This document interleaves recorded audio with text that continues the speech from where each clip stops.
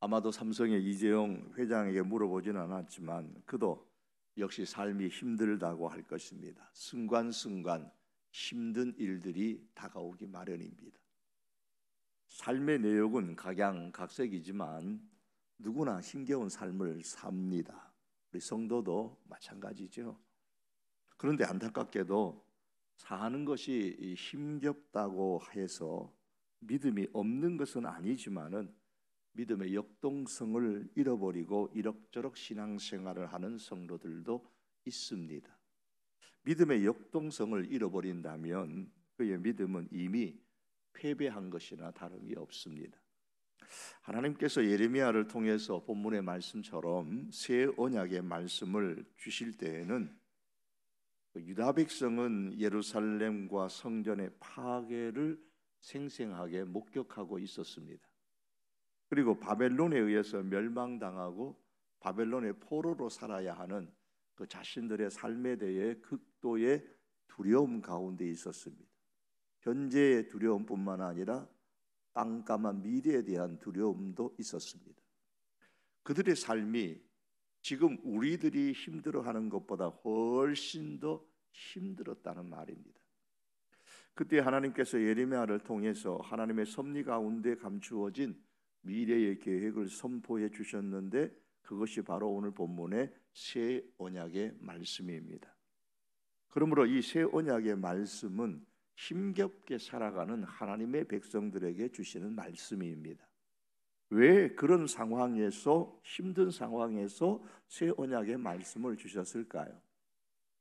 사람은 누구나 삶이 힘겨우면 믿음을 잃어버리거나 대충 신앙생활을 하려는 이 신앙은 두 번째 혹은 세 번째, 네 번째 선택으로 미루려는 강한 유혹을 받기 때문입니다. 그래서 새 언약을 주시면서 지금 힘들지만 새 언약의 말씀, 이 회복의 말씀을 붙잡고 삶이 힘들지라도 그럴수록 더욱 적극적으로 믿음 생활을 하라고 주신 것입니다. 유다 백성이 이 새 언약을 받기 전에도 언약의 말씀이 있었습니다. 32절의 말씀처럼 애굽 땅에서 인도하여 내던 날에 맺은 언약, 즉 시내산 언약, 옛 언약이 있었습니다. 그러나 옛 언약은 깨어지고 말았죠. 이 사실을 하나님은 부부의 관계로 설명을 하십니다. 하나님은 32절 하반절에 이렇게 말씀합니다. 내가 그들의 남편이 되었어도 그들이 내 언약을 깨뜨렸습니다. 여호와의 말씀이니라. 옛 언약을 깨뜨린 것은 그들 하나님이 아니라 이스라엘 백성들이었습니다.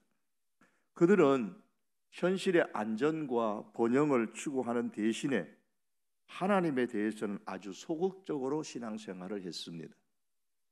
그러나 안전과 번영은 그들에게 오지 않았고 그 대신에 성전이 파괴되고 바벨론에 멸망하여 포로가 되는 상황을 맞게 된 겁니다. 다시 말해서 이스라엘의 잘못된 그 삶으로 말미암아 옛 언약이 깨어졌습니다. 그래서 하나님께서 다시 언약을 선포하시게 됐는데 이것이 새 언약입니다.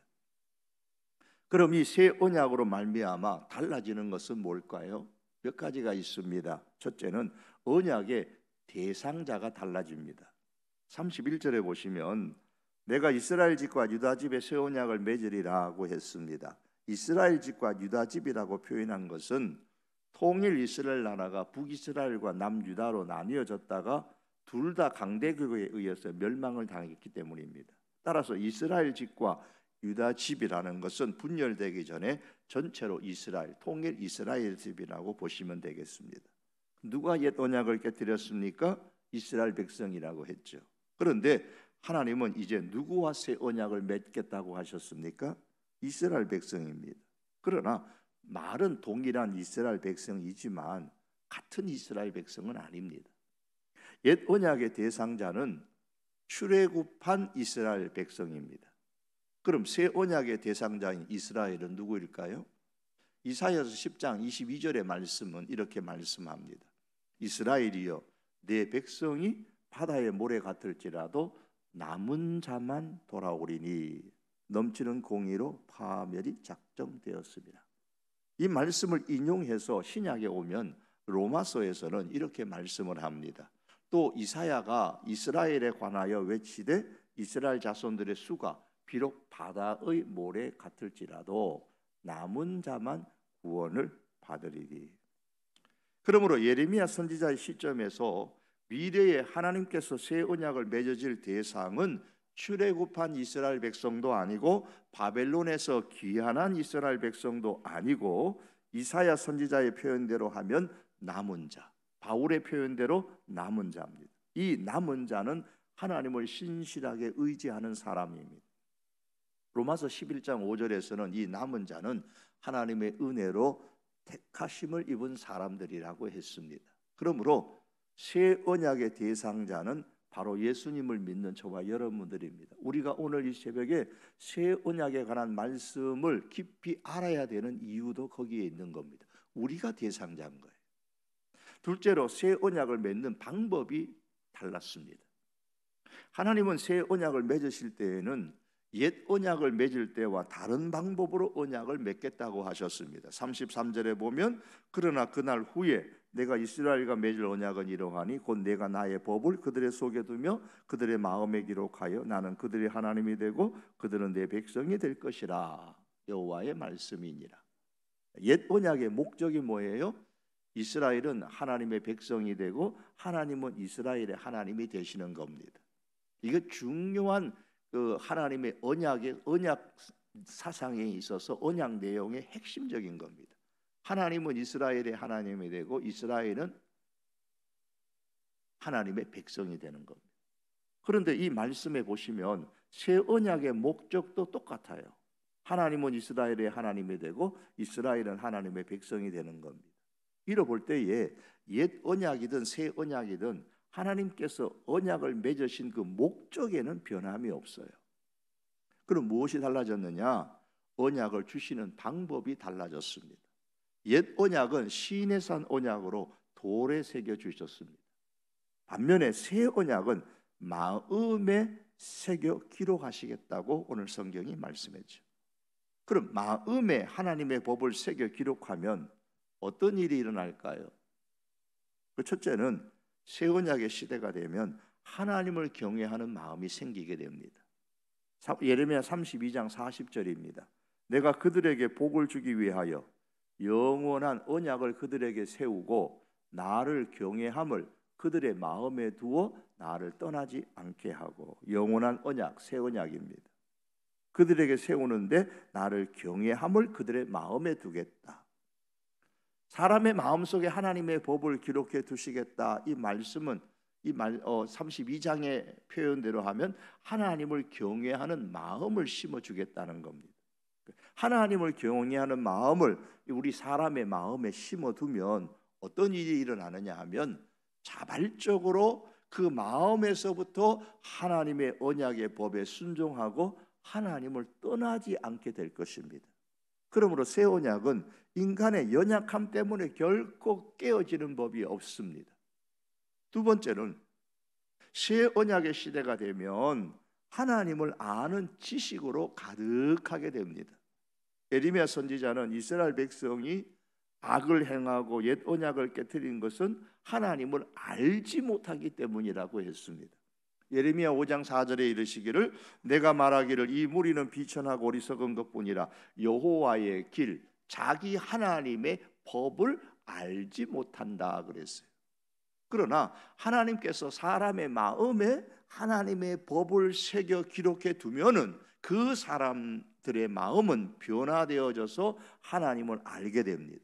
34절 상반절에 보시면 그들이 다시는 각기 이웃과 형제를 가리켜 이르기를 너는 여호와를 알라 하지 아니하리니 이는 작은 자부터 큰 자까지 다 나를 알기 때문이라. 이웃과 형제들에게 하나님을 알라고 할 필요가 없다는 거예요. 그럼 전도할 필요도 없죠. 믿으라고 할 필요도 없고요. 옛 언약인 시내산 언약을 주셨을 때는 언약의 내용들을 잘 지킬 수 있도록 말씀을 알게 하기 위해서 제사장도 세우고 레위인들도 세워서 열심히 말씀을 가르치도록 했습니다.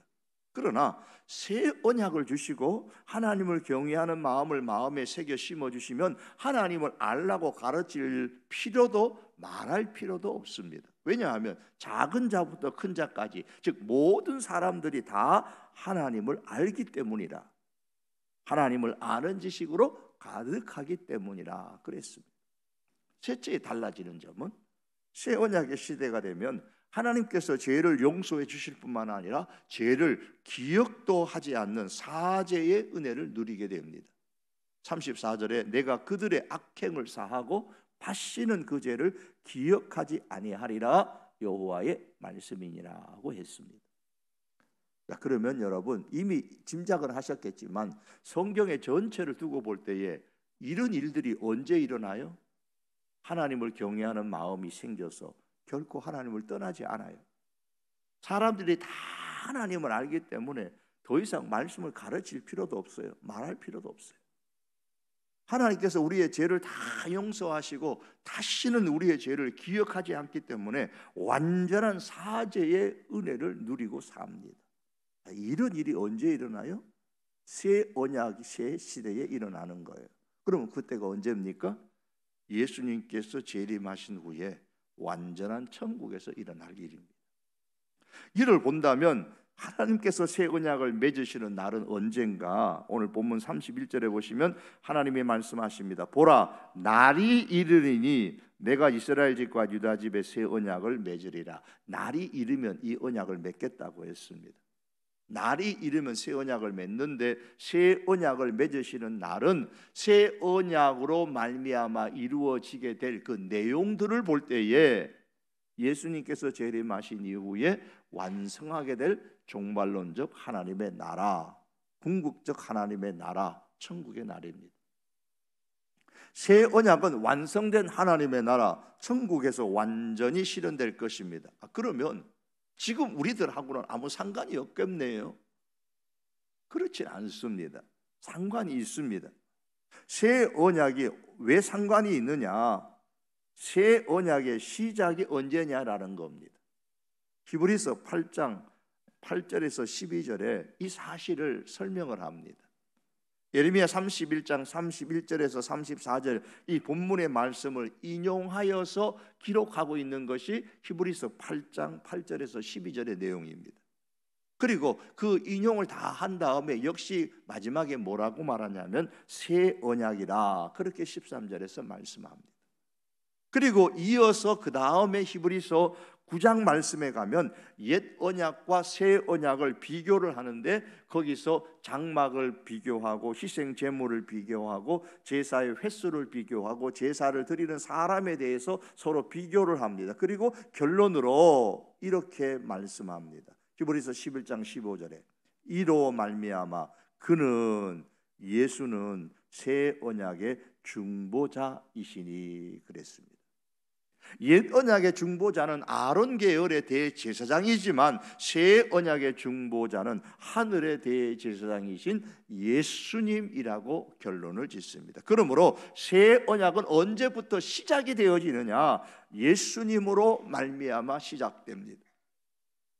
그리고 이 새 언약이 완성되는 날은 영원한 천국입니다. 그렇다면 오늘 우리가 해야 할 일은 뭘까요?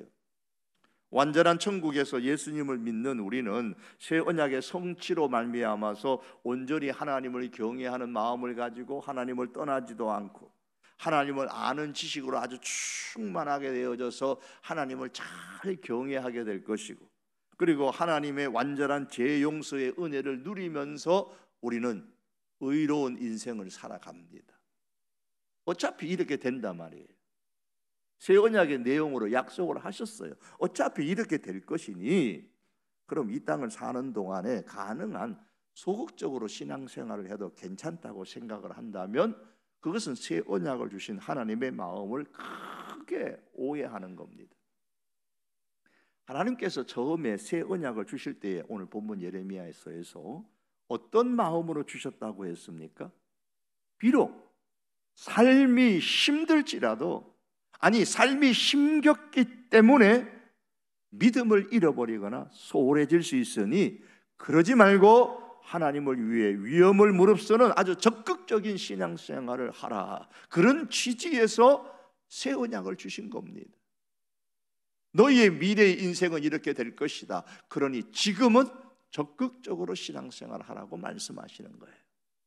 그러므로 새 언약의 대상자인 오늘날의 성도인 우리들은 그런 하나님의 마음을 헤아리고 삶이 힘들다는 이유로 믿음 생활에 소극적이지 말고 새 언약의 그 내용, 완성될 그 내용을 생각하고 기대하면서 여기에서는 보다 적극적으로 신앙생활에 매진을 해야 합니다.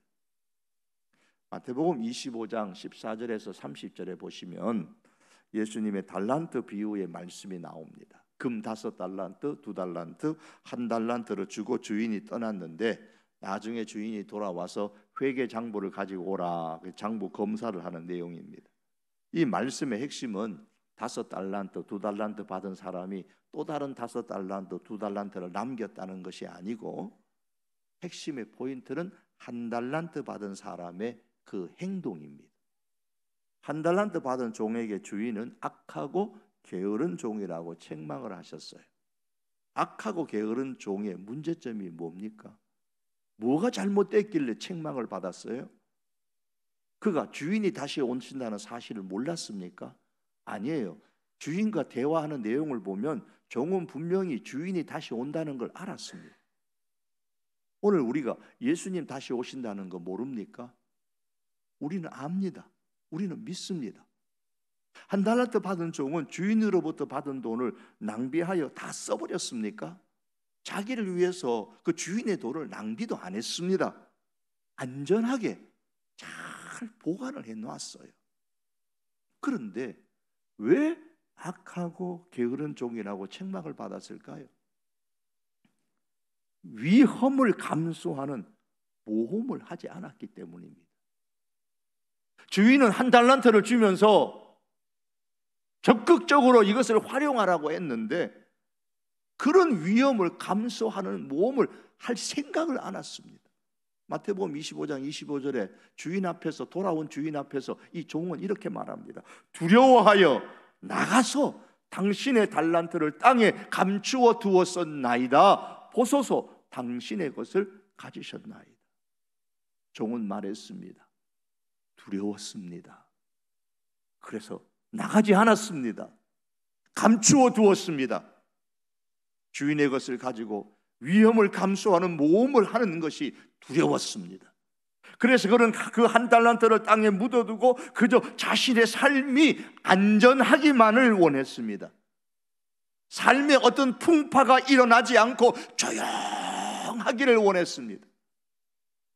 신경을 많이 쓸 일들을 만들고 싶지를 않았습니다. 골머리 아픈 그런 돈 1달란트 가지고 장사하는데 신경 쓰고 싶지 않았습니다. 그 종은 위험 부담이 없고 안전하고 안락한 생활을 사는 법을 잘 터득한 사람입니다. 그 결과 그런 주인의 뜻에 지극히 소극적으로 대응을 했습니다. 여러분, 이 종의 모습은 적당하게 안전하게 신앙생활을 해도 세상 떠나면 하나님과 영원히 함께 살 텐데 새 언약이 그렇게 약속했잖아. 그렇게 생각하면서 이 땅에서 신앙생활을 하는데 아주 소극적으로 생활하는 전형적인 모습입니다. 하지만 주인은 이 종을 향하여서 악하고 게으른 종이라고 했습니다. 여기서 악하다라는 말은 전혀 가치가 없다는 말입니다. 종은 주인이 없는 동안에 주인을 위하여 전혀 가치가 없는 삶을 살았던 겁니다. 예수님께서 다시 오실 때까지 예수님께 전혀 가치가 없는 신앙생활하는 사람이 있을 수 있다는 사실을 이 달란트 비유는 우리에게 경고하고 있습니다. 새 언약을 통해서 영원한 천국의 삶에 대해서 분명히 안다면 하나님께서 이 땅에서 지금 살고 있는 우리 성도들을 향하여, 나를 향하여 위험을 무릅쓰고 모험적인 믿음의 삶을 살라고 말씀하신다는 사실 또한 우리는 알아야 합니다. 하나님은 우리가 이 땅에서 믿음 생활을 함에 있어서 위험 무릅쓰고 도전하는 삶을 살기를 원하십니다. 결국 이 한 달란트 받은 사람의 문제는 믿음의 용기가 없었던 것이죠. 한 달란트를 주인의 말씀대로 사용할 믿음의 용기가 없었던 겁니다. 그게 문제였어요. 믿음의 용기를 가진 성도는 완전한 천국의 삶을 기대할 뿐만 아니라 새 언약이 완전히 성취되어질 그날을, 미래의 그날을 기대할 뿐만 아니라 이 땅에서도 조금이라도 그날에 완성될 그 삶을 이 땅에서라도 맛보기 위하여서 위험을 감수하면서라도 적극적으로 삽니다. 여러분, 우리의 삶에서 승진이나 취업이나 돈이나 학이나 친구나 이 취미생활 같은 것들이 필요하잖아요.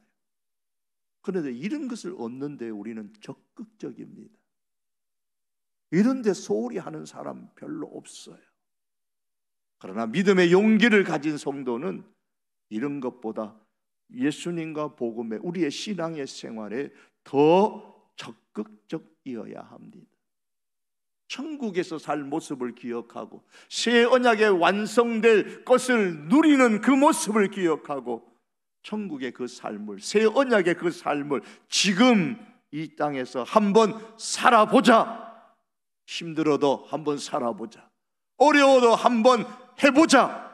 이런 적극적인 신앙의 생활이 우리에게 요구되어집니다. 하나님께서 새 언약을 우리에게 주신 목적이 바로 그것입니다. 여러분, 디카프 아시죠? 디카프가 뭐예요? 청년들이 카페인 제거된 커피잖아요. 카페인이 제거된 커피 맛이 어떤가요? 무슨 기호에 따라서 물론 좋아하시는 분들도 계실 겁니다. 그러나 우리의 신앙은 디카프 신앙이 되지 않도록 조심해야 합니다. 믿음의 용기를 빼버린, 믿음의 용기를 상실해버린 그런 신앙생활, 그러면 천국의 삶을 지금 이 땅에서 경험해 보려는 열정이 제거되어져서 디카프 인생이 되고 맙니다. 믿음의 용기가 없어지면 디카프 인생이 되는 거예요. 신앙생활에 있어서 믿음이 없어지는 건 아니에요. 다만 믿음의 불꽃이 힘차게 솟아오르지 않아서 항상 안전한 신앙생활, 별로 문제가 일어나지 않는 그냥 조용한 신앙생활만을 추구하며 살게 되는 겁니다. 그러므로 성도 여러분, 우리에게는 하나님께서 새 언약을 주셨습니다. 그러므로 이 새 언약, 하나님의 약속에 의해서 우리의 미래는 이미 결정되어져 있습니다. 신실하신 하나님은 이 새 언약의 약속대로 이루실 것입니다. 이미 우리의 미래는 따라서 결정되었습니다. 이제 우리가 할 일은 믿음의 용기를 갖는 것입니다. 그래서 이 땅에서 믿음의 용기를 갖고 위험을 감수해서라도 이미 결정되어진 그 천국 미래의 삶을 지금 끌어내려서 이 땅에서 조금이라도 맛보기 위하여서 적극적으로 신앙생활할 수 있는 저와 여러분들이 될 수 있기를 주님의 이름으로 축복합니다. 기도드리겠습니다.